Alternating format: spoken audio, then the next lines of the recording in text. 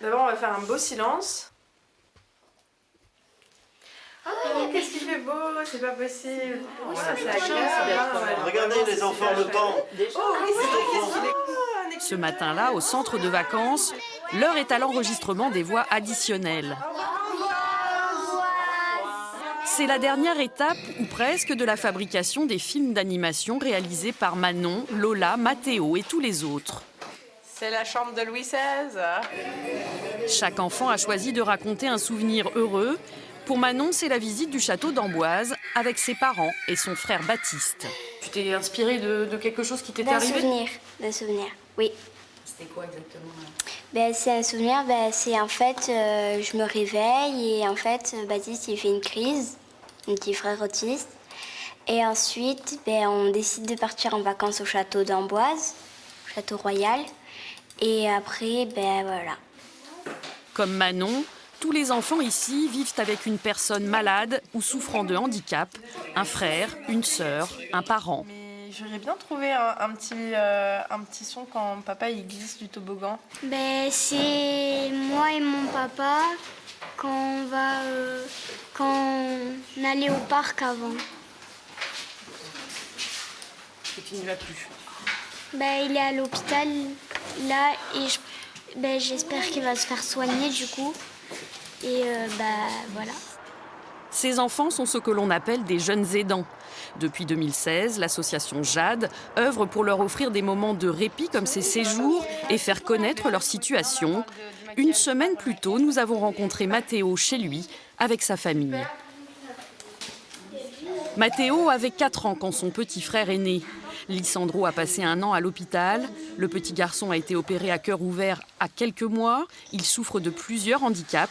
La vie de la famille est construite autour de lui, celle de Mathéo aussi. On ne se rendait peut-être pas compte aussi le rôle qu'il avait également lui, ce qu'il subissait, parce qu'il n'est pas malade. Mathéo, il n'est pas malade, il est en super santé, mais il subit. Il subit la maladie, il subit les rendez-vous, il subit les hospitalisations. Toi aussi. Moi, je suis grande, toi, t'es un enfant. Ah, mais c'est plus toi qui t'occupes de Alessandro. Et c'est vrai que un enfant ne devrait pas avoir à subir tout ça. Ça va faire 3 ans que les vacances, c'est ça en fait. On réserve, on se projette, on se dit on va aller à la mer, on va faire ci, on va faire ça, et puis à chaque fois on ne peut pas partir. Au final, il part avec soit papy, mamie, soit il reste à la maison et il en a marre. Après, ce qu'il y a de bien, c'est qu'il s'exprime. Il dit j'en ai marre, j'aimerais bien avoir une vie comme les autres. Mais le fait d'avoir trouvé l'association, en fait, ce qui est bien, c'est qu'il se retrouve avec des enfants qui sont dans le même cas que lui. Et du coup, je pense que ça l'aide sur le côté à se dire, je suis pas tout seul, en fait, il y a d'autres gens, et puis d'en parler peut-être plus facilement qu'avec ses copains de l'école qui vont pas forcément comprendre ce que lui vit. Grâce à l'association JAD, quelques jours par an, les jeunes aidants peuvent donc s'évader, souffler, oublier le quotidien et revenir au centre de l'attention des adultes.